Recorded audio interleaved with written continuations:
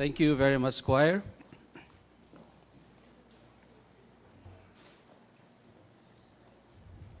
That is a great song. 2 words. Don't forget and remember. Tayo po lahat ay tumayo.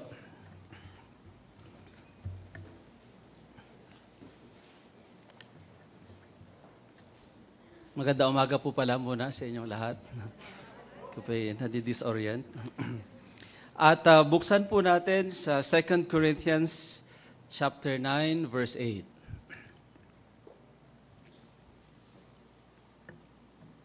Sa lahat po ng mga napakinggan na natin ngayong umaga, sa lahat ng mga narinig natin last week, at sa dalawang awit po ng choir, ay parang nag-unite po lahat.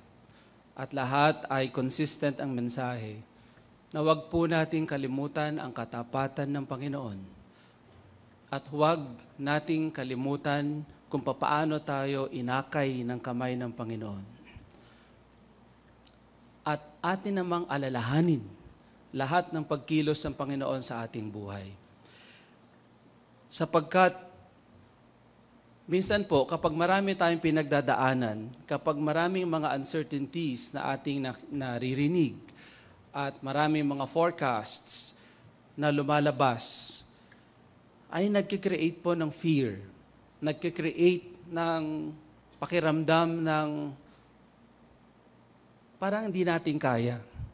Subalit dito po sa ating babasahin, sa 2 Corinthians chapter 9 verse 8, at tayo po ay pinaalalahanan ng ating Panginoon. At ang sabi po dito sa verse 8, "And God is able to make all grace abound toward you, that ye, always having all sufficiency in all things, may abound to every good work."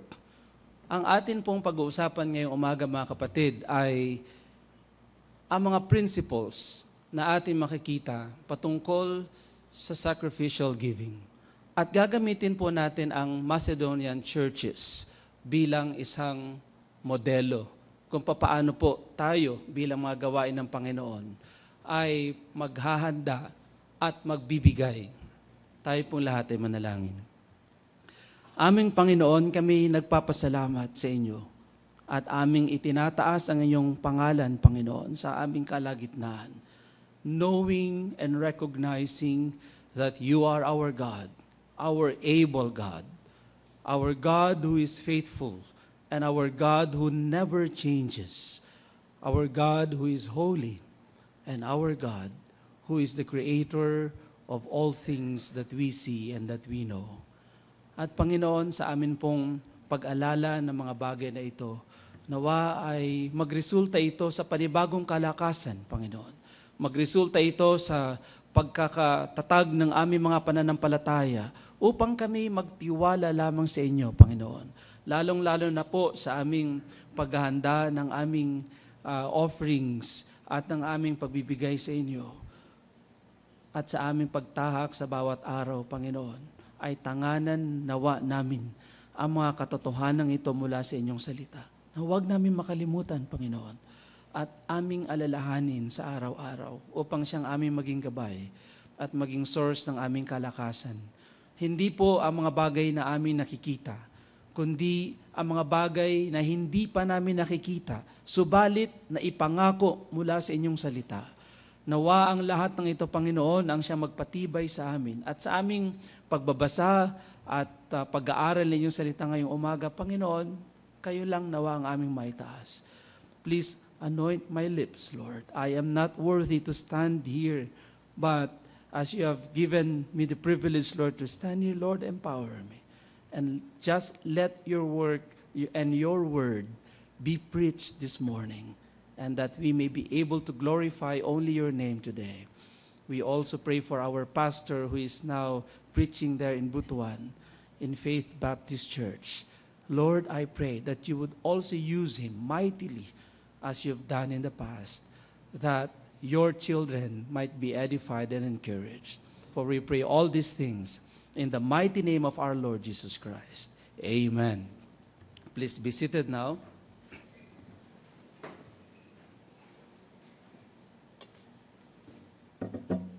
The principles of sacrificial giving. The Macedonian model. Ito pong pag-uusapan natin ngayong umaga, mga kapatid, ay napakahalaga. Sapagkat tayo po ay nahaharap na naman sa isang napakahalagang exercise ng ating pananampalataya.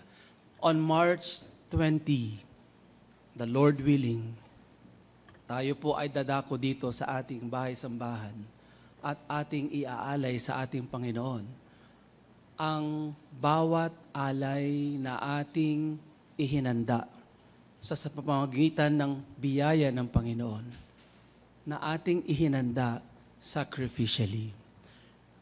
Tinatawag po natin itong sacrificial giving, hindi para mabigyan lang po natin ng label ang ating offering.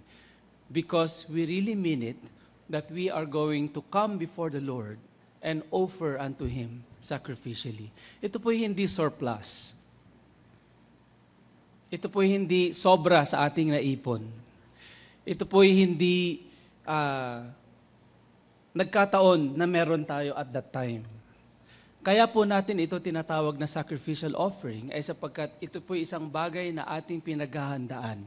And I think it is best that we look at the example of the Macedonian churches as the Apostle Paul used them very strongly.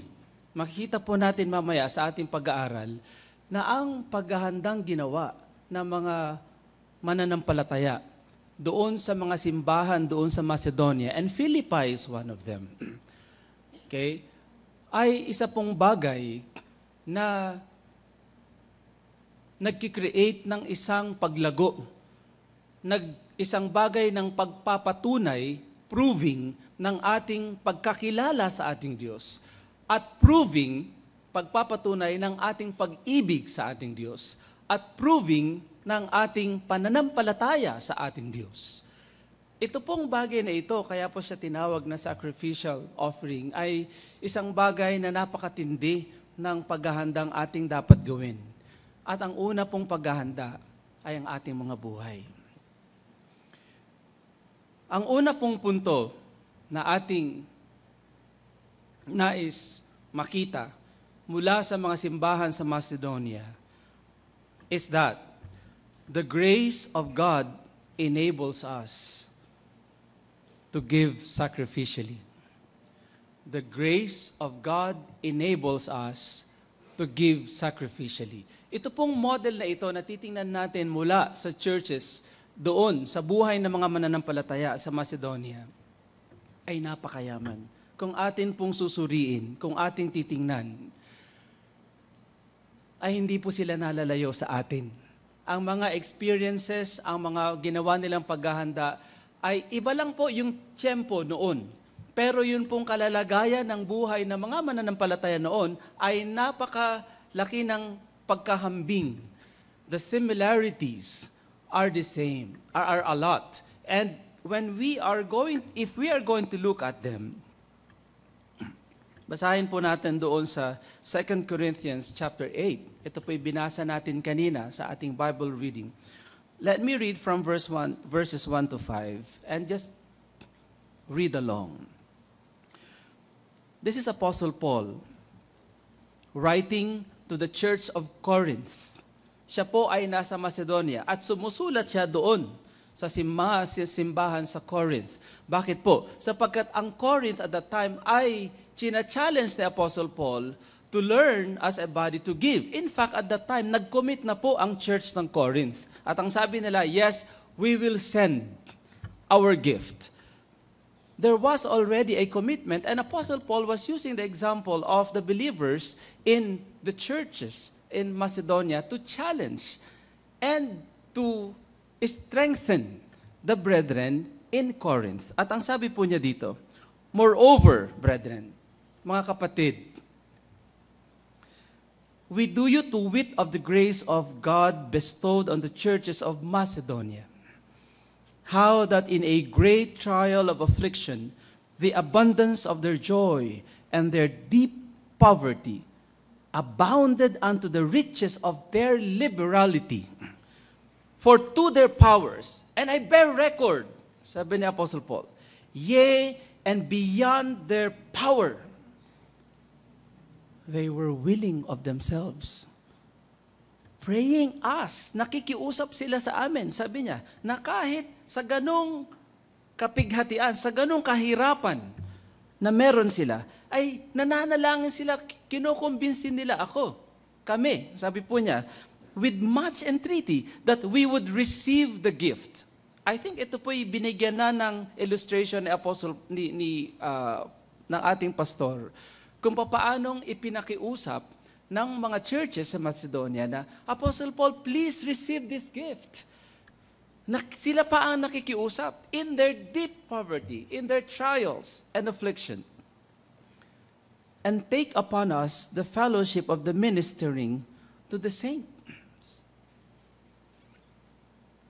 And this they did, not as we hoped, but first gave their own selves to the Lord and unto us by the will of God. Ano ito mga kapatid? Ito ba'y automatic na nangyayari sa buhay na isang mananampalataya na kahit hirap na hirap ka na, ay meron ka pa rin kagalakan, meron kang kagustuhan, at meron kang pagnanais na makapag-alay, na magkaroon ng bahagi sa gawain ng Panginoon? Ito po hindi normal na behavior. This is not a normal behavior of an individual because practically our initial reaction when there is a need is first, yung pangangailangan ko muna, what's in it for me? Because that is the natural reaction of a natural man. That is the normal reaction of a normal man. But here we can see that the believers in Macedonia have changed their mindset. Paanong nangyari yon? Ito po yung sinasabi nating unang punto. Ang biyaya ng Panginoon ang siyang nag-enable sa kanila na makapagbigay sacrificially. Wala po silang excess sa kanilang bank accounts. Tama lang po. In fact, ang sabi po dito, in their great trial of affliction and in their poverty, kulang pa, negative ang bank account. Kulang. Hindi ho sapat.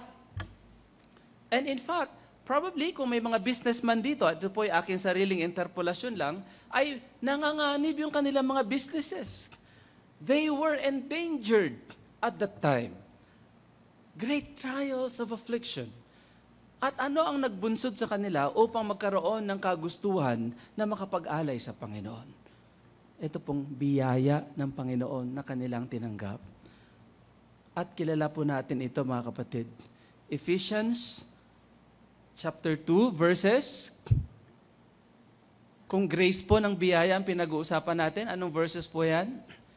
8 hanggang 10. So why don't we look at it again? Kung paano pong dumako sa atin ang biyaya ng Panginoon at kailan. At ano ang naging power nito, ano ang naging impact sa buhay natin nung ang biyaya ng Panginoon ay dumating sa atin. Ang sabi po dito, for by grace are ye saved, past tense, sapagkat sa pamamagitan ng biyaya ng Panginoon, tayo ay nangaligtas through faith. And that not of yourselves, it is the gift of God. Alam niyo mga kapatid, hindi ako makaalis dito. In fact, in the last time na pinatayo ako dito ni Pastor, ito lang po yung unang punto na aking nagawa sa mensahe. Kaya sabi ko po sa Panginoon, iigsian na po, Panginoon. Dediretsuhin na. Ito'y dahil sa biyaya ng Panginoon na ang ating kaligtasan ay dumako po sa atin. Naintindihan natin kung anong ginawa ng Panginoong Jesus sa atin. He died on the cross for me. He died on the cross for you. He died on the cross for all sinners. No exceptions. And when He died on the cross, He gave all. And brethren, when the Lord Jesus Christ died on the cross, He did not come from a difficult position. He was in heaven. He decided by Himself. He decided because of His love for us to come down. And not only to come down, and by the way, sa isang mahirap na paraan sapagkat ipinanganak siya sa isang sabsaban, And when it was time, He died on the cross for us. Hindi ho natin yung madaling maintindihan. So subalit, sa pamamagitan ng pananampalataya at dulot ng biyaya ng Panginoon sa atin, naintindihan po natin at dumako po sa atin ang kaligtasan. And now we understand. A very intelligent mind will not understand this. Ganun lang? Hindi po. Hindi ho mahirap, hindi ho madaling tanggapin ng isang matalinong mag-isip kung ganun lang kasimple ang plano ng Panginoon ng kaligtasan. But it is. When I was explaining this to one of my suppliers, their reaction was, they didn't say anything, but it was like, it was totally difficult to understand. This is what Apostle Paul mentioned when he said, the foolish things of this world will have difficulty understanding the simple plan of salvation that God has offered for us. Pero nung dumako po ang biyaya na yan sa buhay natin, ano pong sumunod na nangyari? Ang sabi po dito, for by grace are ye saved through faith, and not of yourselves. It is the gift of God, not of works. Never of works. Bakit po? Lest we would boast. And we would say, ginawa ko naman to, ginawa ko naman yan, ginawa ko ito, bakit wala?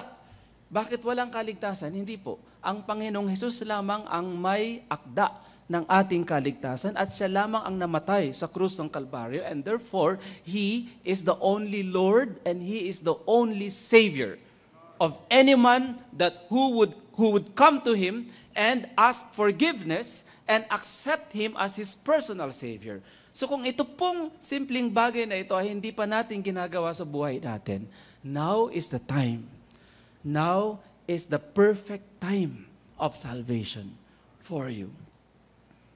Ano pong naging kasunod na resulta nun? Verse 10. At ito po marami sa atin na nandun sa camp, maraming ganun pala yun. No? Sa pagkakaintindi natin, nung ipiniliwanag ni Pastor kung ano ang naging impact nito sa buhay natin. Verse 10, for we, sino po ang we? Tayong mga tumanggap na sa Panginoon. Tayong mga iniligtas na ng Panginoon. Ano daw po tayo? We are His workmanship. Araw-araw kumikilos ang Panginoon sa buhay natin, molding us, and keep on molding us up to the time that we become who the Lord wanted us to be. But we refuse, right? Panginoon, ang sakit. Panginoon, ang hirap. Panginoon, di ko kaya. Panginoon, all the complaints that we can ever have. But what did the Lord do? He kept on molding us and molding us. Faithfully, lovingly, and with TLC. Sabi niya, anak, this is best for you. I have to mold you. Kailangan kong tanggalin yung attitude na yan. Kailangan kong tanggalin sa yung mindset na yan. Kailangan kong tanggalin sa yung katamaran na yan. Kailangan tanggalin ko sa yung ugaling yan. It was difficult, but yet the Lord was patiently molding us. That's what the Lord is saying when He says, we are His workmanship. Tayo'y bahagi na ng Kanyang mga nilikha. At nililikha pa sapagkat tayo kailangang ma-fine-tune. Sapagkat marami po sa atin, kung hindi po lahat tayo, sintonado sa pandinig ng Panginoon, kailangan po tayong i-fine-tune. For we are His workmanship, created in Christ Jesus unto good works, which God hath ordained that we should walk in them. At ito po yung tanong ni Pastor sa Bible School tuloy, sa Bible Quiz. Okay? Saan tayo inordina ng Panginoon? Okay? At ang kasagutan, we were ordained by God unto good works. Kaya po pala, mga kapatid, when the members of the churches in Macedonia were going through difficulties in their lives, poverty, affliction, yet, they were willing of themselves to give. What is that? That is perfectly called a good work. Why? Because God ordained them to become like that. God ordained us, brethren, to also have that kind of fruit in our lives. Good works. Not anymore para tayo ay maligtas. Subalit ito'y bunga na ng pagkaligtas sa atin ng ating Panginoon, sapagkat doon pala tayo tinawag. Doon pala tayo inordina ng ating Panginoon na tayo'y magkaroon ng bunga ng magagandang gawa. So brethren, the grace of God enables us to offer sacrificially. But Brad, I don't understand sacrificial offering. Well, ask the Lord. He will. Because this verse is always true. It will always be true. God hath ordained us unto good works. Pero Brother Robert, mahirap lang ako. Hindi ko kayang magbigay sa Panginoon. Mga kapatid, wag ho natin umpisan sa ganyang pananaw. Sapagkat ito na nga po ang katotohanan ng sinasabi sa atin ng ating Panginoon. Kaya po ginamit ang mga mananampalataya sa Macedonia. Bakit po? Mga don at donya po ba, mga miyembro dito sa Macedonia? Mga mahihirap po mga kapatiran ito.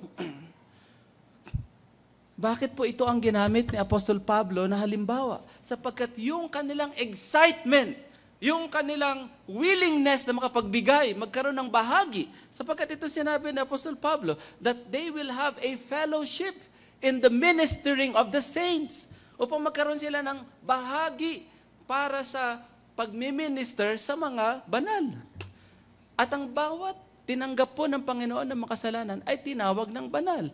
Well, people are suffering in other places. Then, this is the reason why the churches in Macedonia are giving.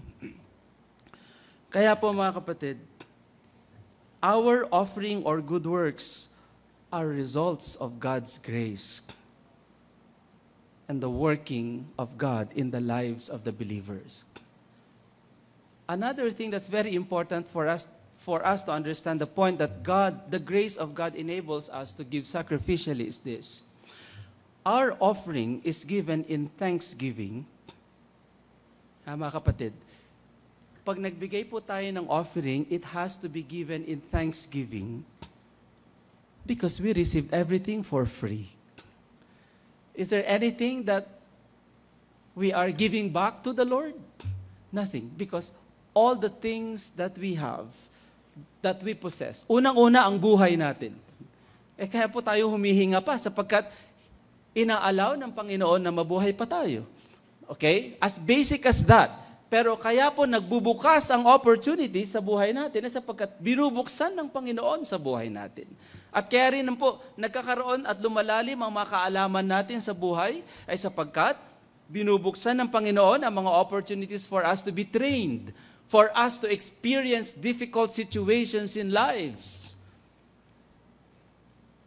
Upang sa ganon, mahirap man pong sabihin, pero ito pala ang nais ng Panginoon na maintindihan natin, na kung dumating po ang mga problema sa buhay natin, ay huwag nating sabihin, tama na, Panginoon, I cannot bear it anymore.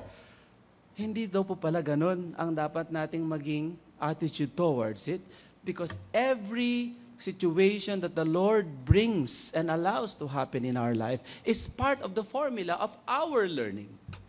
Ang maging attitude po pala dapat natin, mahirap ang sabihin mga kapatid, ganito, bring it on! Mahirap po sabihin yun.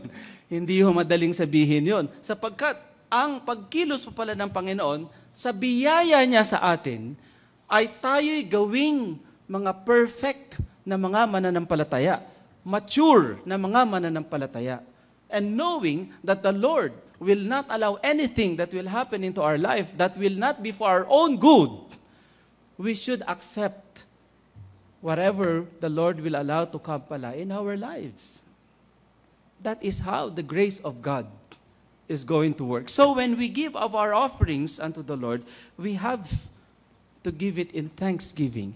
And in what prospect? Ano daw po ang prospect? And we will see that in Ephesians 4:12. Yan po ay sa kapitbahay lang na chapter, Ephesians 4:12. Well, beginning from verse 11. Ano po ang sinasabi sa verse 11? And He gave some apostles, and some prophets, and some evangelists, and some pastors, and teachers. Ano po itong mga ito? Ito yung mga spiritual gifts. Ito yung mga kakayanan. Bakit po ibinigay ng Panginoon ang mga kakayanan na ito sa bawat isa sa atin? Verse 12. For the perfecting of the saints, for the work of the ministry, and for the edifying of the body of Christ. Wow! Yun po pala ang plano ng Panginoon kung bakit tayo binigyan ng iba't ibang mga kakayanan. Unang-una, upang ang mga mananampalataya ay maging mature. For the perfecting. Ito naman pong word na perfect dito means mature. Okay? Meaning to say, kung ikaw po ay 12 years old, you act as a 12-year-old. Do not act anymore as a 5-year-old. If you are a 25-year-old, you act as a 25-year-old. Do not act anymore as a 12-year-old. If you are a 30-year-old, act like a 30-year-old. Come on! In terms of responsibility, in terms of accountability, in terms of your capability to help. If you are not yet married, act like one. Kaya mga kapatid, 40 years of God's faithfulness in this work is about to come on March 20. That's why ang sabi po ni Pastor, we will act like one. We have proven God's faithfulness. We will no longer say, Panginoon, please show me, please prove to me. Hindi po, 40 years, sabi ni Pastor, is proving years. Ang sasabihin na natin sa buhay natin, napagdaanan ko na yan, kumilos ang Panginoon sa buhay ko, 40 taon. Pag may dumaang pang bagay, gagamitin ko na yung mga experiences ko sa nakaraan kung paano ko pagtitiwalaan ng Panginoon. Hindi na mawawala ang pagtitiwala ko sa Panginoon. 40 years. Bakit po tinawag na 40 years ay proving years? Many accounts in the Bible happened for 40 years for God to prove. Isa po dyan, yung pag-ikot-ikot ng nation of Israel around the promised land. But God has already promised them the promised land. But because the nation of Israel didn't believe, they acted in unbelief. So the Lord proved them. How did the Lord prove them? Out of the, hundreds of thousands? Hindi ko alam kung ilan. No? Exactly. Ang nation of Israel na umiikot-ikot doon, pero ilan na po nakapasok? 2. Ibig sabihin po, sa buhay pala natin, when the Lord proves us, maybe it's not us who's going to enter into that promised land. Maybe it's our next generation. Or maybe the next generation. Yet, mga kapatid, yet, the Lord will prove Himself true. He will never leave you. He will never forsake you. He will be there. Kaya ang pagbibigay po natin ng ating kaloob sa Panginoon pala, ay dapat talagang merong pasasalamat. At ang pagkakaloob na yan ay hindi natin dapat titingnan sa bagay na anong para sa akin dyan. Ano idudulot? Sapagkat ito po sinabi, dito sa Ephesians 4:12. May nakikita po ba kayo sa verse dito na tayo ay magbigay para sa ating sarili? Ang nakalagay po dyan, for the perfecting of the saints, for the work of the ministry, and for the edifying of the body of Christ. This is consistent with that golden rule na sinabi ng Panginoon. You remember when one rich man approached the Lord at sabi niya, Panginoon, ano po ang greatest commandment? Ano po ang sagot ng Panginoon? Love God with all your heart, with all your might, and with all your mind. That is the first commandment. What's the second commandment? Give unto others. Love others. That was the second greatest commandment. Ano po, Panginoon, wala bang third greatest commandment? Wala ba dong love myself? Give to myself? Make myself rich? Sorry po, wala eh. Kahit po sinasabi dito sa verse 12, for the perfecting of the saints is for the other brethren, for the work of the ministry, and for the edifying, the strengthening, the building up of the body of Christ. Kaya ang pagbibigay po pala mga kapatid ay para talaga sa Panginoon. Dahil ang sabi po dito, when the grace of God abounds in our life, kapag ang biyaya po ng Panginoon ay naging mayaman na sa buhay natin, doon pa lang pala natin ma-appreciate at mararamdaman ang abounding na iprinabi sa atin ng ating Panginoon. At itong abounding na ito ay in all sufficiency. Sapat po, hindi po siya kulang. Ang ibinibigay po pala ng Panginoon sa buhay natin kapag ang biyaya ng Panginoon ay kumilos sa buhay natin, ay kasapatan.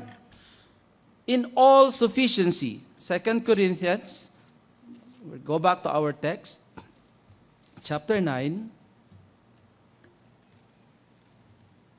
verse 8. Ano po nakalagay dyan?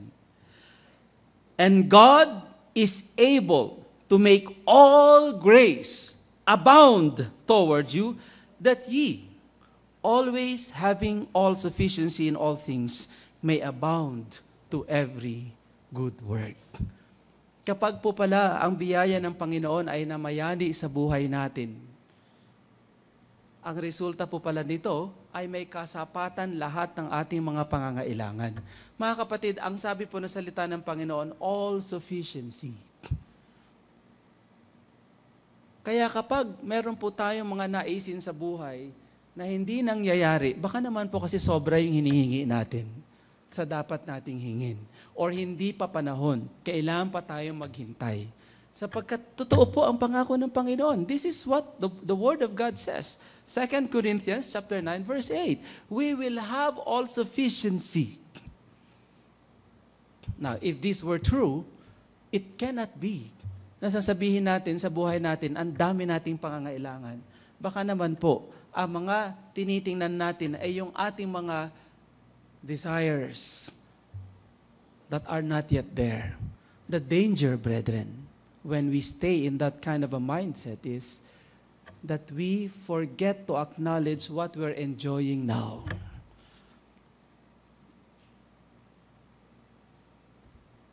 Ang dami na palang binibigay sa'yo ng Panginoon. Subalit, ang hinahanap mo, yung wala pa. Pero ang dami na palang ine-enjoy mo na dapat mo nang pasalamatan. Na dapat sabihin mo ng Panginoon, salamat. Sapagkat sapat po. Tama po. Wala pong kulang sa aking pangailangan. Why, brethren? Because that is the promise of God. When the grace of God abounds in us, we will have everything in full sufficiency. And you know, brethren, alam niyo po, kapag puno ka, hindi po ibig sabihin ng punong-puno ka ng mga material na possession. No. Pag puno ka ng biyaya ng Panginoon, at ang pagtitiwala mo sa Panginoon ay punong-puno, ano pong nangyayari sa buhay natin? Nakakunot na uba ka ba palagi? Nakasimangot ka ba palagi? Palagi ka bang bugnutin sa buhay? Hindi po. When people see you, what do they see? They see the manifestation of the grace of God abounding. When they see you, hi Brad, no? Hello. Kayang-kaya mo magpasalamat, kayang-kaya mo magsabi ng God bless you, kayang-kaya mo sabing praise the Lord. It manifests in our lives when we are full of the grace of God. Kitang-kita po yan sa buhay natin. Kaya nga, ang sabi po sa atin, ingatan natin kung paano tayo kumilos, ingatan natin ang mga perspectives natin sa buhay sapagkat kung sobra namang negative, ay nasaan po doon ang katotohanan ng pagkilos ng Panginoon sa buhay natin, which is why, when we give, brethren, on March 20, huwag niyo pong tingnan kung ano ang inilagay ninyo sa sobre. At sasabihin mo, malungkot ako kasi ang liit nitong ibibigay ko sa Panginoon. Ganun po ba ang behavior natin? Ang sabi po ng Panginoon, kung ano ang kanyang ibinigay sa atin, yun din naman ang kanyang aasahan. Saan po yan? 2 Corinthians chapter 8. I'm sure it's in chapter 8. Verse 12.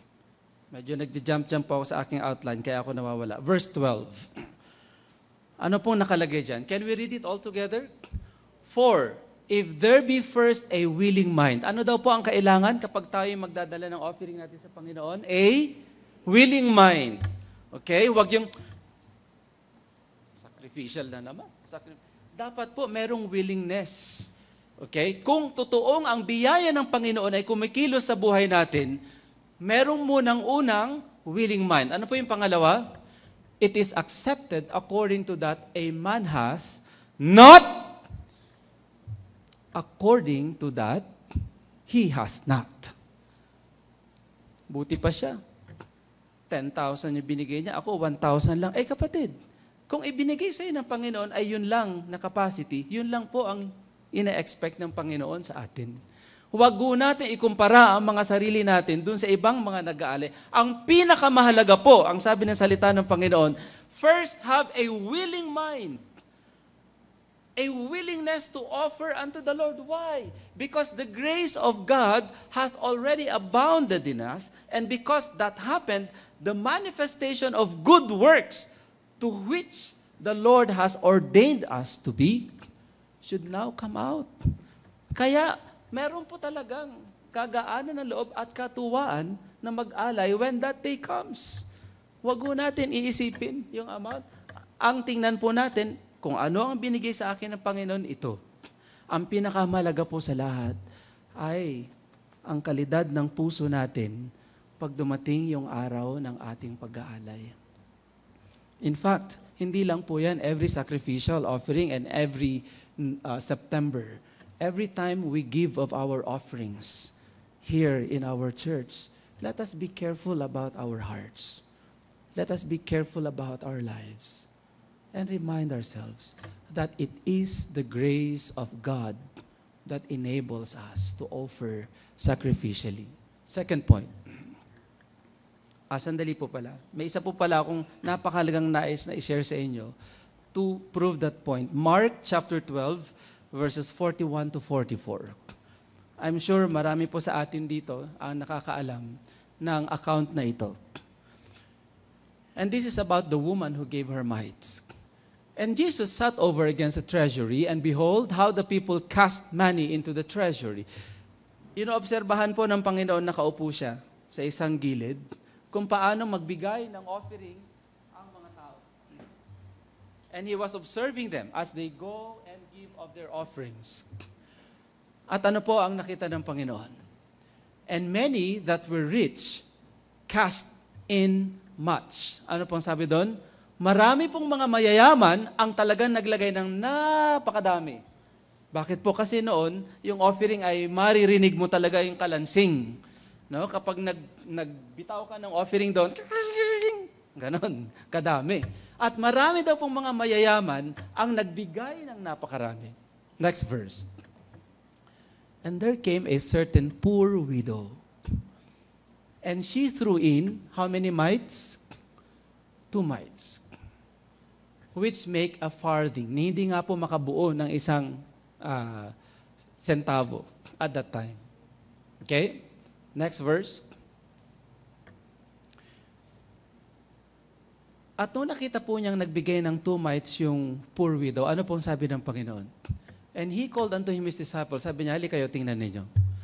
And He saith unto them, katotohanan, katotohanan sinasabi ko sa inyo, sabi po ng Panginoon, that this poor widow hath cast more in than all they which have cast into the treasury. Ano pong tinitingnan ng Panginoon? Is it the amount? Hindi po. Hindi po. Kaya po, ang biyaya ng Panginoon, ang dapat po nating tingnan,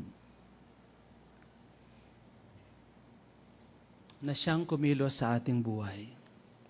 Pangalawang bagay po, The love, kanina po, the grace of God enables us to give sacrificially. Pangalawang bagay, the love of God enables us to give cheerfully. Yung po bang tuwan-tuwa ka, na excited ka, na pag sinabi na ng pastor, okay mga kapatid, it is now time to give of our offerings. Unang-una ka talaga doon sa unang pila. You're excited to give of your offerings. Ito po yung tinatawag na cheerful because you're so all in it. Okay? Hindi na pong, alika na brad, alika na, pila na tayo, magbibigay na tayo ng offering. Ang sabi po dito pala, kapag ang pag-ibig po ng Panginoon ang tiningnan natin, it will move us to give cheerfully. This is 2 Corinthians chapter 9 verse 7. Ito po yung nabasa natin kanina. Ang sabi po dyan, every man, according as he purposeth in his heart, so let him give, not grudgingly or of necessity, for God loveth a cheerful giver. In fact, isa po ito sa palaging pinapaalala sa atin ni Pastor. Every time tayo po magkakaroon ng offering, na magkaroon tayo ng cheerful attitude. Bakit po? Unang-una, we give cheerfully because of God's example of love for us. Mga kapatid, if we go back doon sa testimony ng mga mananampalataya doon sa church sa Macedonia, we can say that that experience is a paradox. Why is it a paradox? They were living in poverty. They were living in poverty and therefore, ang una nilang gagawin, mag-save at mag-impok para yung kanilang poverty ay hindi lalong lumalim. Subalit ano po ang naging una nilang main attitude? And with excitement that is, they said, Apostle Paul, please get this offering from us. There's a seemingly difficult to believe instance there. Chinek ko po yung meaning ng paradox doon sa Webster. At ang sabi po dyan, something such as a kind of a situation that is made up of two opposite things and that seems to be impossible but is actually true. Okay? Hirap na hirap, halos wala na nga makain, and yet, tuwang-tuwang magbigay. Difficult to believe, but it's true. Right? Bakit po ganon ang behavior ng mga Macedonian believers? The paradox was explained by Apostle Paul when he was writing to the church in Corinth from Macedonia in chapter 8. Balikan po natin. 2 Corinthians chapter 8 verses 6 to 8. Ano po nakalagay dyan? In so much that we desired Titus, this is Apostle Paul speaking to the church in Corinth, in so much that we desired, inutusan namin si Titus, as he hath begun, so he would also finish in you the same grace also. Therefore, sabi ni Apostle Paul, as ye abound in everything, saan daw? In faith, okay? Sila ay nag-a-abound sa pananampalataya. In utterance, sila ay nag-a-abound sa pagpapahayag ng salita ng Panginoon. In knowledge, malalim na malalim ang kanilang pagkakilala sa Panginoon. Okay? And in all diligence, in your love to us, sabi ni Apostle Paul, see that ye abound in this grace also. Bakit po ganon ang experience ng isang mananampalataya na kapag nag-offer siya sa Panginoon ay merong cheerfulness? Ang isa pong napakahalagang paliwanag dito ay sapagkat natutunan ng mga mananampalataya doon sa Macedonia na tumingin sa pag-ibig ng ating Panginoon na kanyang i-demonstrate. And that love made the believers to give cheerfully. Madali po bang intindihin yon? Siguro po para mas madali nating maintindihan, let us go to the actual demonstration of that love. When you give, what do you feel? Is it heavy? Is it a burden? Is it a task? No? Ano po ang tingin natin kapag tayo magbibigay sa Panginoon? Parang, magbibigay na naman ako, Panginoon. Oo nga pala, offering na naman. Oo nga pala. Ganun po ba ang dating kapag tayo nagbibigay? Sana po mabago ang pananaw na yan kapag ating binisita kung ano po ang ginawa ng ating Panginoon, dulot ng kanyang pag-ibig para sa bawat isa sa atin. Because this is our point. The love of God enables us to give cheerfully. Paano po i-demonstrate ng ating Panginoon ang kanyang pag-ibig sa atin? We know that, John 3:16, "For God so loved the world, that He gave His only begotten Son, that whosoever believeth in Him should not perish, but have everlasting life." Romans 5:8. We know that, right? Ano pong sinasabi doon sa Romans 5:8? "But God commendeth," or demonstrated, His love for us in that, while we were yet sinners, while we were yet unacceptable, while we were yet unworthy, while we were yet kasuklam-suklam sa harapan ng Panginoon, what did the Lord do? He died for us. And sometimes, brethren, we forget that. You know, Mel Gibson, in his effort to show us a more graphic representation of that love, directed that movie. Ano nga pong movie yan? The Passion of the Christ. And several times, tinitingnan natin yan. Kapag may iba't ibang mga okasyon, Holy Week, for example, people go back to these movies just to be reminded about God's love. And he tried to capture the actual performance of this demonstration of love that was seemingly simply described in John 3:16 and seemingly simply described in Romans 5:8 that we have visited. Because it is difficult to understand how na ang isang tao na ayaw mo sa buhay mo, ng isang tao na kinamumuhian mo, ay mamahalin mo.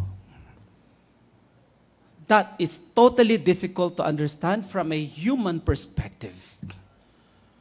Now, if we do not go back to that actual demonstration of love of God towards us, ay mahihirapan din po tayong gawin sapagkat wala tayong role model, wala tayong example. Subalit, nais ko lang pong balikan very briefly yung demonstration na ito ng pag-ibig ng Panginoon. Kung bakit kapag tayo ay nag-alay, ay meron tayong dapat excitement. We're so excited. Panginoon, here's my offering. Thank you for the honor. Thank you for the privilege of being able to give to you. Because I know this amount will not add to your economy. It will not make you richer, Panginoon. Sana kung may ganun tayong excitement and willingness to give, that is because we looked at God's love and how He did it for us. When we looked at that movie, you were moved, right? Imposibleng mapanood mo yung pelikula na yan at ganun-ganun ka lang doon. Imposibleng hindi ka maging seryoso. I was moved. Who was not moved? That movie was very graphic. The representation of God's love. Kaya nga ang tawag doon ay the Passion of the Christ. Ang passion ng Panginoon para sa atin ay ang kanyang pag-ibig na ibinigay sa atin when we were not worthy of receiving such love. It was, I'm sure it was very graphic, but you know, sabi nga ng mga maraming kapanood, hindi pa yan. Hindi pa yan yung talagang totoong description of what really happened. Let's go back to it. In Hebrews 5:7, balikan po natin. Hebrews 5:7. Ano po ang nakalagay dyan? It says here, who, in the days of His flesh, referring to the Lord Jesus Christ, when He had offered up prayers and supplications with strong crying and tears unto Him that was able to save Him from death. This is the Lord Jesus Christ talking to God the Father, to His Father. Ano po ang panalangin dito ng Panginoon? At that time, when the time for Him to offer Himself as the perfect sacrifice, when He was about to face death on the cross, ano po ang naging ginawa ng ating Panginoon, who in the days of His flesh, when He had offered up prayers and nanalangin po siya sa Panginoon. Nanalangin siya sa Ama. Ano pong panalangin yan? Prayers and supplications. Anong klaseng panalangin? With strong crying and tears. He was crying unto God the Father. And he was saying, Father, let this cup pass from me. At the prospect of death, he was talking to God the Father. And he said, with strong crying and tears, unto him that was able to save him from death, and was heard. In that he feared, though he were the Son of God. Yet learned he obedience by the things which he suffered, and being made perfect, he became the author of eternal salvation unto all them that obey him. Let us just go exactly into how Luke described the situation. Let's go to Luke chapter 22. Okay, balikan po natin yon. Luke chapter 22.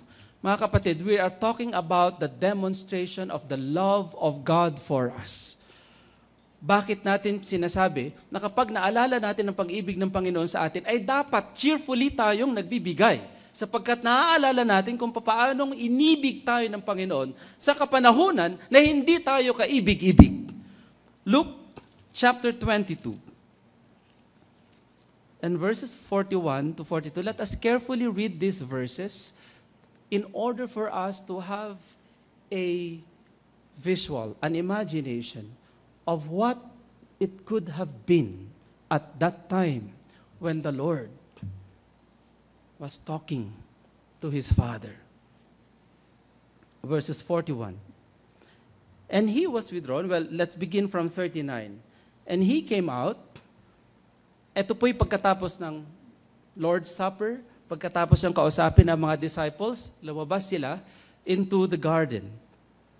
And he came out and went, as he was wont, to the Mount of Olives, and his disciples also followed him. And when he was at the place, he said unto them, Pray ye, manalangin kayo. Sabi niya, kaharap niya mga disciples, was in the Mount of Olives, manalangin kayo upang hindi kayo pumasok sa temptation, that you will not fall into temptation. And then he left. Gaano siya kalayo? Ang sabi po dito, he was withdrawn from them, verse 41, about a stone's cast. Kung dito niya iniwan ang mga disciples, umalis siya, the distance was about a stone's cast. Kung bumato po kayo ng bato, that was the distance between the disciples and the Lord Jesus Christ. He needed to distance himself from the others. And then what did he do? Mga kapatid, this is now the time he knew he is about to be captured in that garden. Huhuliin na siya at pagkatapos alam niyang mag-uumpisa na ang kanyang paghihirap para sa atin.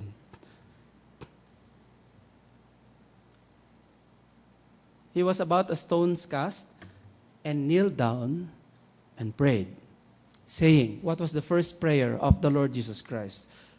Father, if thou be willing, remove this cup from me. Nevertheless, not my will, but thine be done. Ito po ang unang panalangin ng Panginoon. Sapagkat alam niya kung anong susunod na mga mangyayari. He had a picture of the humiliation, of the pain, of the suffering that he is going to go through. And again, mga kapatid, what is the object again of this love? Who is the object of this love? It is you and me. Tayo ang nasa isip ng Panginoon. And yet, because of the heaviness, yung bigat ng pagdadaanan niya, sabi niya, Panginoon, if it is possible, sana let this cup pass from me. And what happened? And there appeared an angel unto him from heaven. What did the angel do?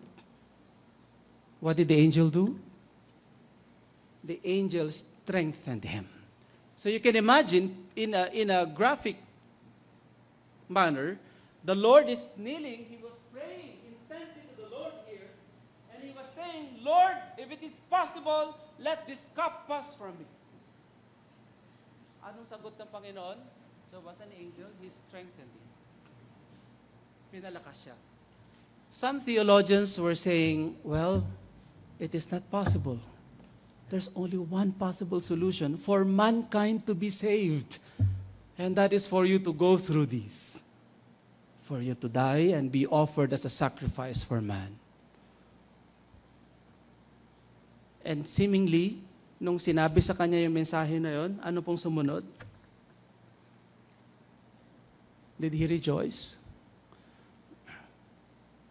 What was the description here, mga kapatid? And being in agony.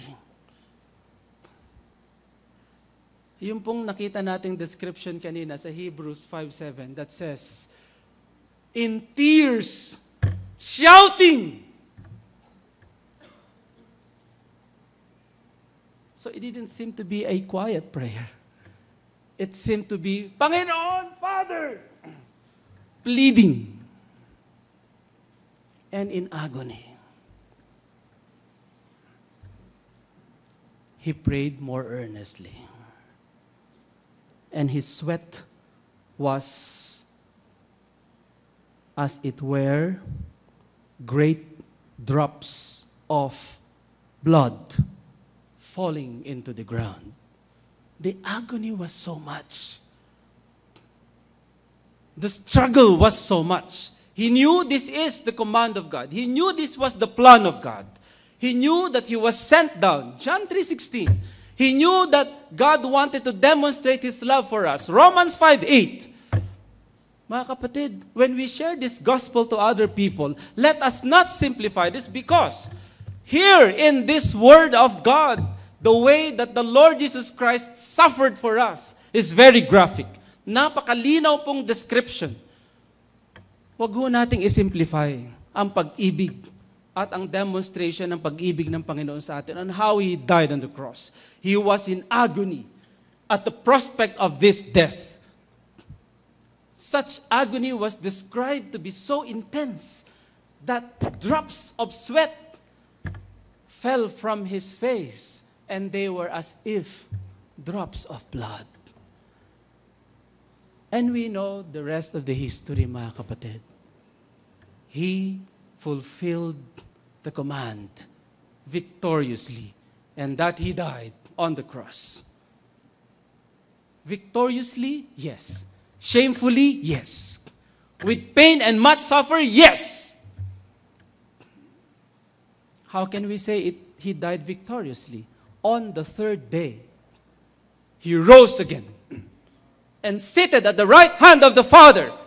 That's why in 1 Corinthians chapter 15, the Apostle Paul said, O death, where is thy sting?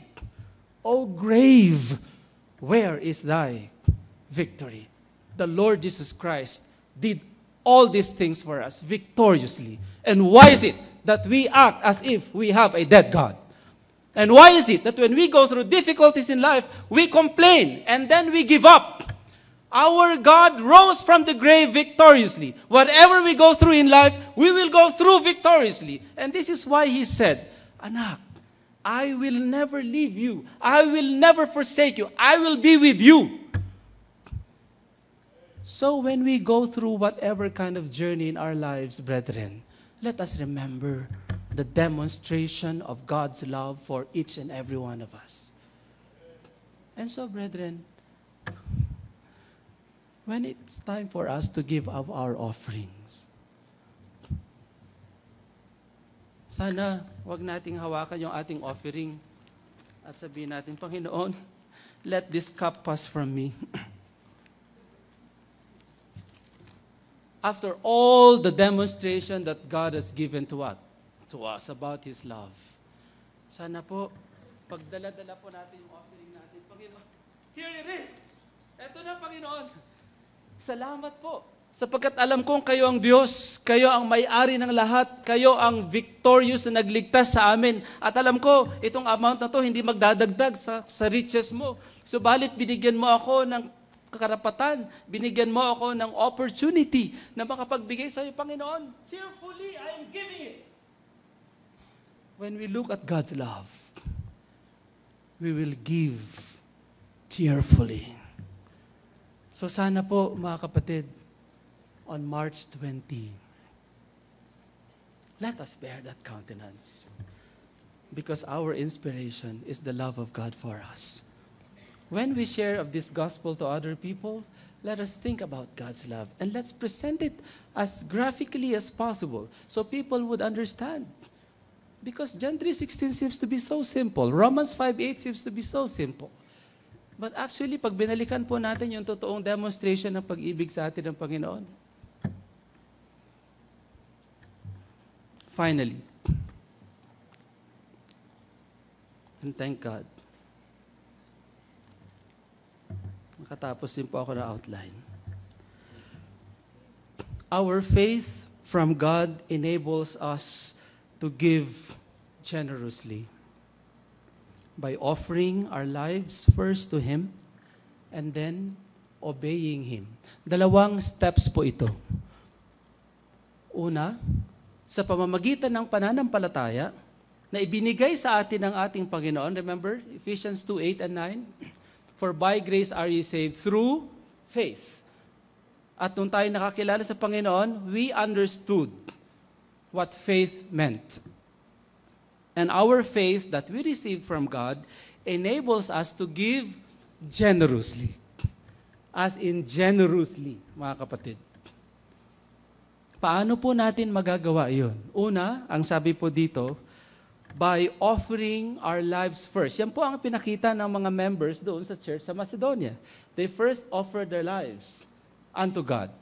And when they gave their lives unto the Lord, what was the next thing that happened? They obeyed God.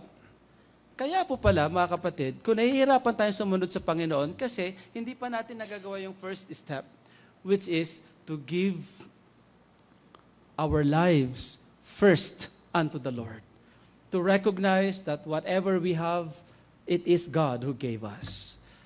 To recognize that whatever opportunity we're having right now, it is God who opened that door to us. Pag ni-recognize pala natin yon, hindi na po hindi na mahirap sumunod, which is the second step.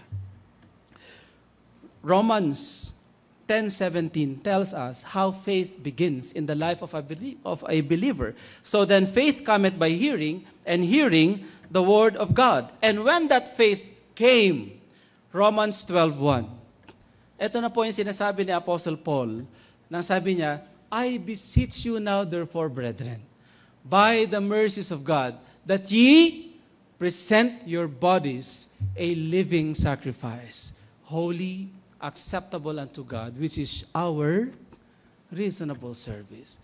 So first, after having received the grace of God that allowed us to give sacrificially, and after looking at the love of God that allowed us to give cheerfully, now we can begin to live sacrificially unto the Lord by faith. Ang naging pattern po ng mga kapatiran doon sa Macedonia, going back again to 2 Corinthians chapter 8 verses 1 to 5, ano po mga nakita natin dong patterns? Number 1, they were willing of themselves. We saw that a while ago, right? Number 2, they were in prayer. They prayed prayerfully unto Apostle Paul, and they said, please accept the gift and allow us to have a part into the ministering of the saints. Pakinaman po, please, Apostle Paul. Bigyan mo kami ng pagkakataon magkaroon ng bahagi na makapaglingkod din sa mga lingkod ng Panginoon. They were prayerfully waiting for God's will. Brethren, it is not a blind faith, because what moves us to yield to God is the knowledge of who God is in our life. Kung ilalagay po natin sa practical aspeto, Kailan po ba talaga tayo tumitingin sa isang tao na may full respect? Na may full, talagang you are giving full reverence and respect to that person. Una, di ba kapag kilala niyo yung tao, taas ng taong yan kasi ganitong posisyon yan, ganitong naabot yan, ganitong ginawa niya, nag-publish siya ng 1,000 libro. No? At pagkatapos, siya ang author ng theory of relativity. No? Ang dami niyang mga dinagdag sa body of science. What will you do when you meet these people? Parang, ganun ba yung, is that the way we react when we see these people? We give them the appropriate response, which is a show of respect and awe of what they have accomplished in their lives. Di ba? I mean, sa ating sariling pagkakaunawa at behavior, ganun tayo magbigay ng respeto sa mga tao. Now, brethren, this is the Lord Jesus Christ who gave us His grace, who gave us His love. He died for us. The kind of worshiping and the kind of thanksgiving, the kind of accepting God to lead our lives depends on how much we know Him. Kaya nga po, ang sabi ni Apostle Pablo doon sa Philippians chapter 3 verses 7 to 10, ang sabi po niya doon, ang goal niya sa buhay, okay, sabi niya, but what things were gained to me, those I counted loss for Christ. Next verse, yea, doubtless, and I count all things but loss for the excellency of the knowledge of Christ, Jesus my Lord. He was counting everything lost para makilala niya lang ang Panginoong Jesus, for whom I have suffered the loss of all things and do count them but dung, or useless, or meaningless. Bakit daw po? Anong goal niya? That I may win Christ. Napakagandang goal po yan sa buhay, mga kapatid. And when we get to know the Lord Jesus Christ more in the way that He is dealing with us, lumalalim po yung pag-ibig natin sa Panginoon. Lumalalim ang pagtitiwala natin sa Panginoon. At lumalalim ang paglilingkod natin sa Panginoon. Bakit po? Kasi lumalalim yung pagkakilala natin sa Kanya. Sana po gawin natin goal yan sa ating buhay, mga kapatid. Because when we say, giving by faith means trusting in God's will and fully yielding in Him, it requires that we know the Lord Jesus Christ. Kaya nga, sabi dun sa book of Jeremiah, chapter 9, verses 23 and 24, if we are going to set a goal, therefore, in our lives, okay? Ano daw po yan? Thus saith the Lord, let not the wise man glory in his wisdom, neither let the mighty man glory in his might, let not the rich man glory in his riches, but let him that glorieth glory in this. Saan daw po? Next verse. That he understandeth and knoweth me. Not me, but the Lord Jesus Christ. That I am the Lord which exercise loving kindness, judgment, and righteousness in the earth, for in these things I delight, saith the Lord. Ang pagbibigay po pala natin ng ating mga sarili at buhay sa Panginoon ay nakadepende kung paano natin siya kakilala. And thus, faith emerges. That is why, when we begin to know the Lord Jesus Christ more, then there is no reason why we will not obey Him. Giving by faith means obeying from the heart and believing that God is the source of our increase. Mga kapatid, nung narinig po natin yung mga testimonies ng ating mga adults last Sunday, may narinig po ba tayo doong, yumaman ako? May ganun po ba? Okay. Ano po mga narinig natin sa kanilang mga testimonies?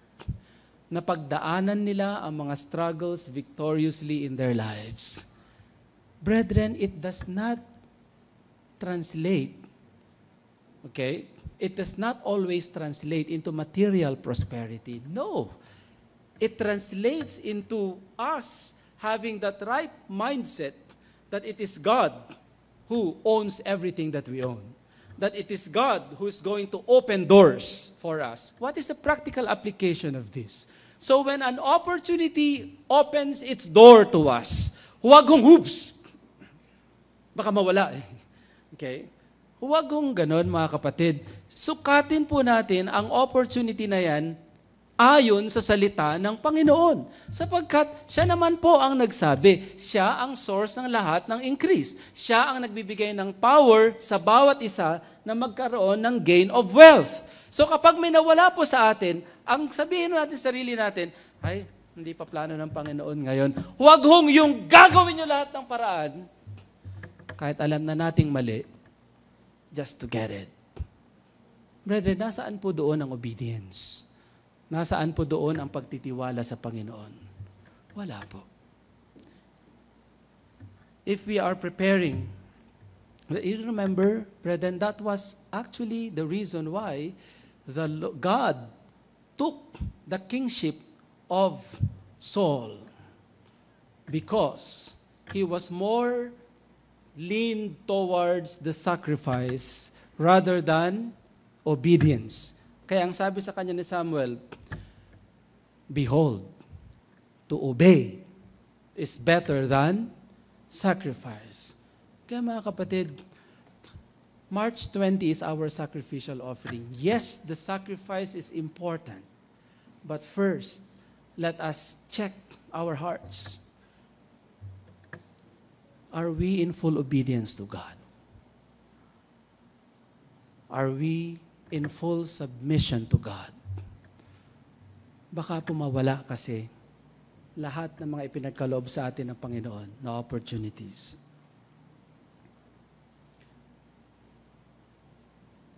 But rather, brethren, let us have this mindset in our lives.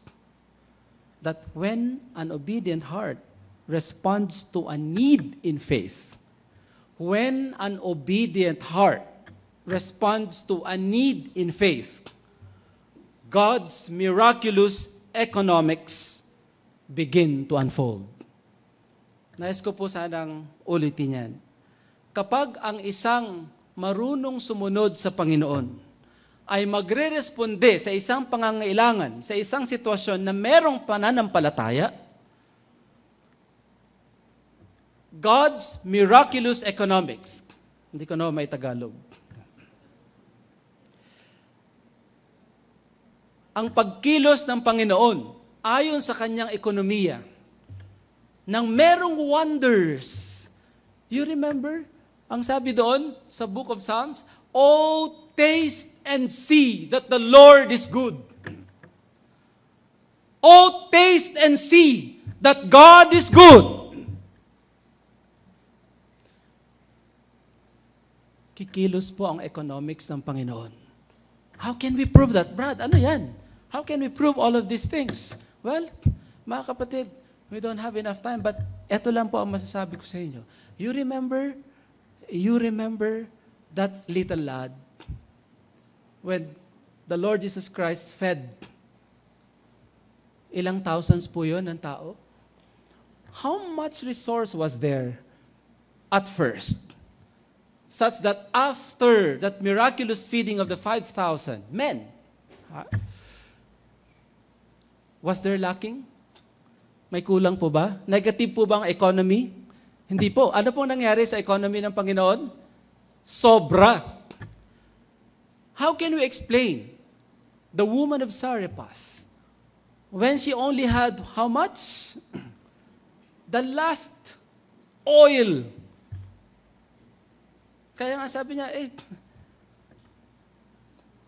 Mama, itululuto ko na nga lang itong huli. At pagkatapos nito, matutulog po kami na anak ko, at matutulog kami para maghanda ng mamatay. Kasi ito na lang po yung natitira. Wala na hong iba. And what happened? After she obeyed, negative po ba ang economy ng Panginoon? Hindi po. Sobra po. And many more accounts of miraculous economic working of God in the lives of poor people.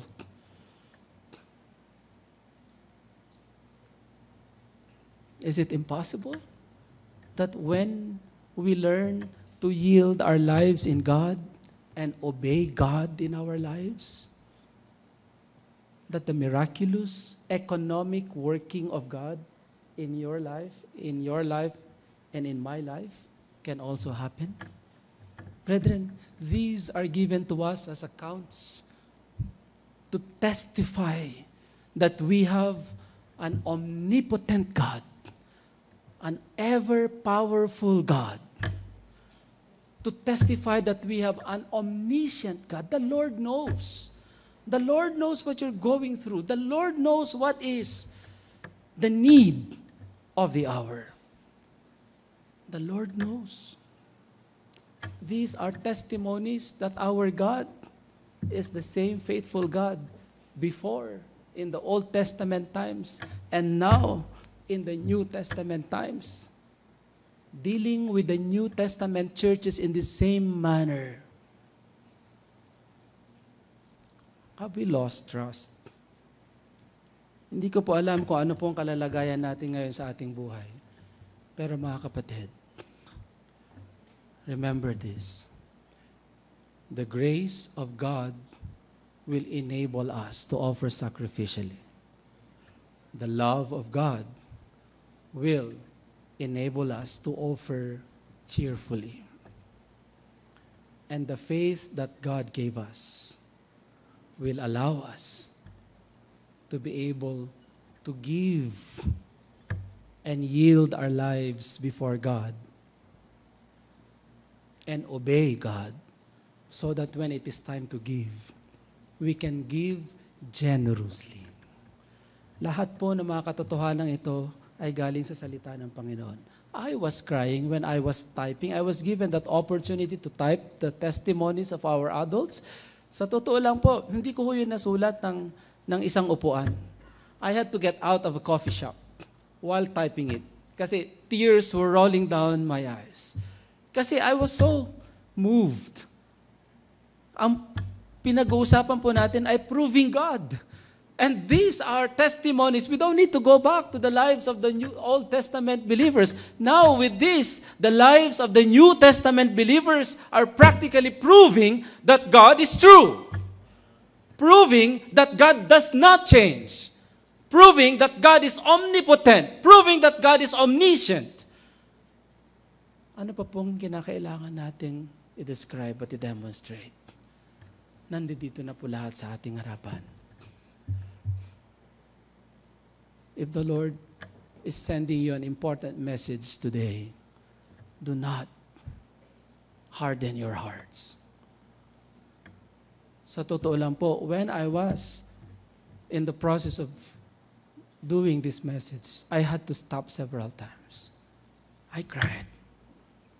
Ako po ang unang nag-benefit sa pagkakataon na ito because I was reminded.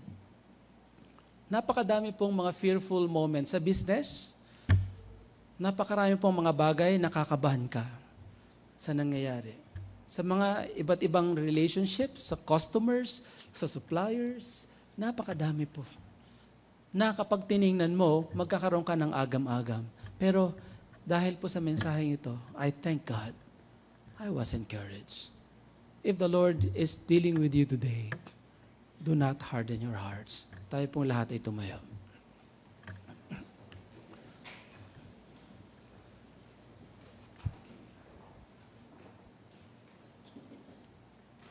And today, mga kapatid, let us talk to the Lord. It's just between you and the Lord. And talk to the Lord. And call upon Him.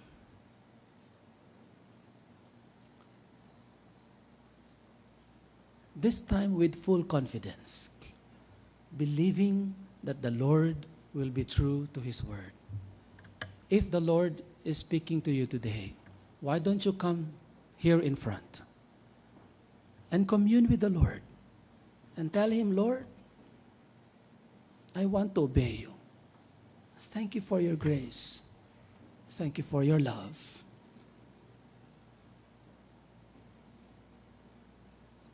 Thank you for the faith that you have given me. Thank you for dealing with me. Lord, I am preparing. Naghahanda po ako, Panginoon, para sa aming sacrificial offering. And I'm overcome by so many fears.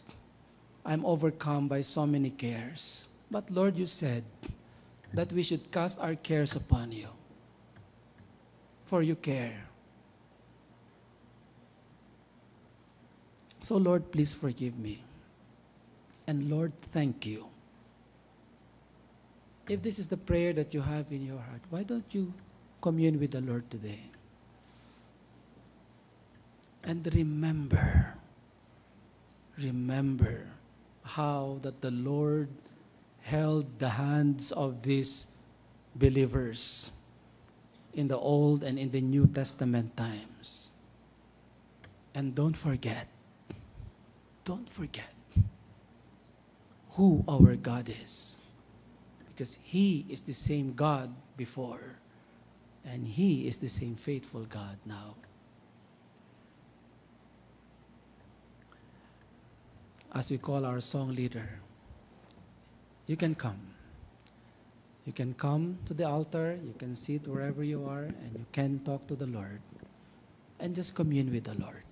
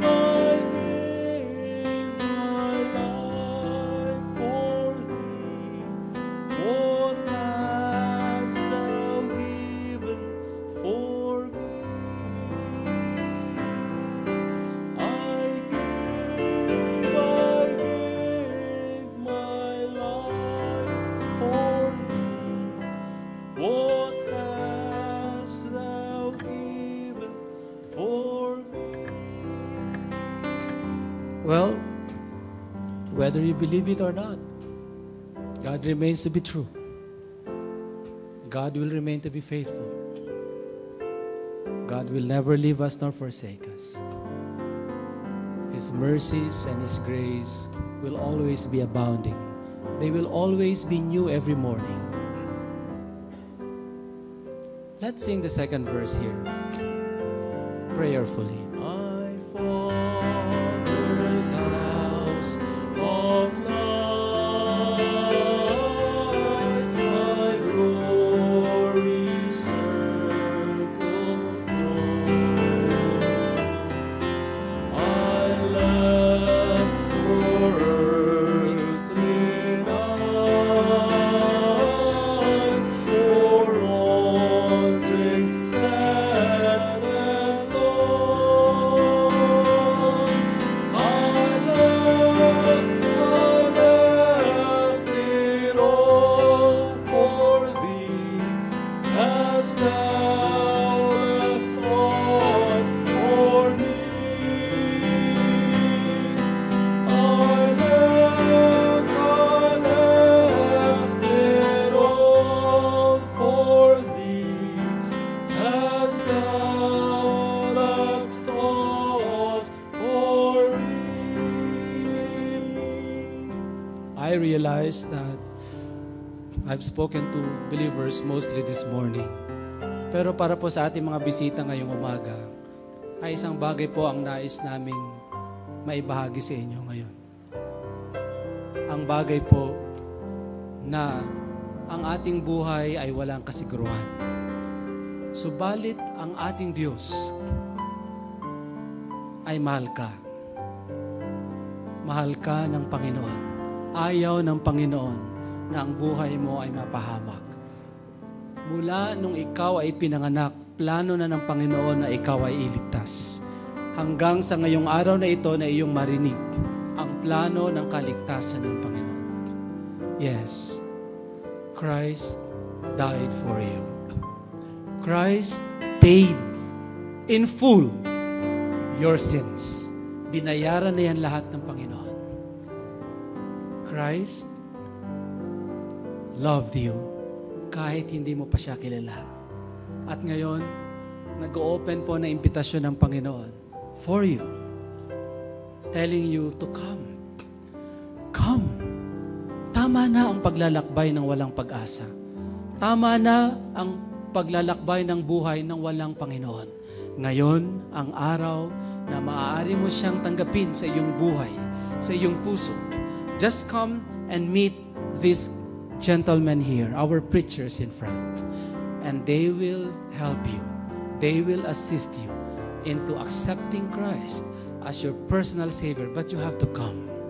Ang sabi ng Panginoon, kung sino man ang tatanggap sa Kanya ay hindi na mapapahamak at wala nang kapahamakan.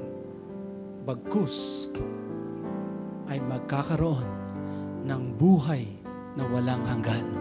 Why don't you start a relationship with the Lord Jesus Christ this morning? Come and receive Him into your heart. Prayerfully. Just come. As we sing the third verse. I suffered much. Kanina po ay inexplain natin kung paanong namatay ang Panginoong Jesus para sa bawat isa sa atin. There is nothing that you can do to add to that. There is nothing that you can do to save yourself. Only the Lord Jesus Christ can save you. So why don't you come today? Come. Young man, young lady, tatay, nanay, lolo, lola, why don't you come today? If you don't know the Lord Jesus Christ yet as your personal Savior, why don't you come?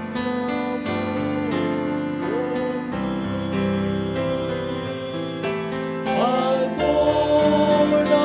born it all for thee. What hast thou born for me? Maraming salamat po for your patience. Tayong lahat ay manalangin. Our Father in Heaven, Panginoon, salamat po sa inyong biyaya. Salamat sa inyong pag-ibig. Salamat, Panginoon, sapagkat binibigyan nyo kami ng napakaraming pagkakataon na mas makilala pa namin kayo ng mas malalim. Salamat, Panginoon, sapagkat kahit hindi po kami karapat-dapat ay minahal po ninyo kami. Salamat po sa inyong plano ng kaligtasan para sa amin.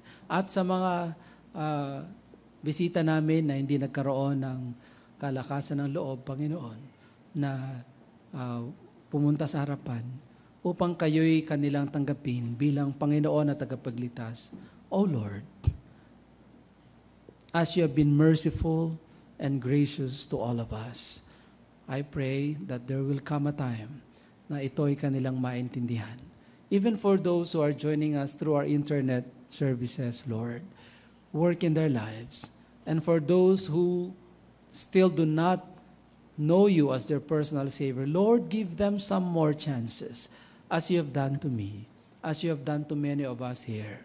And so, Father, this morning, we are just so grateful. We would like to lift up your name in our midst and give you praise and honor in everything. For we pray all these things in the mighty name of our Lord Jesus Christ. Amen. Maraming salamat po. Please be seated for the time.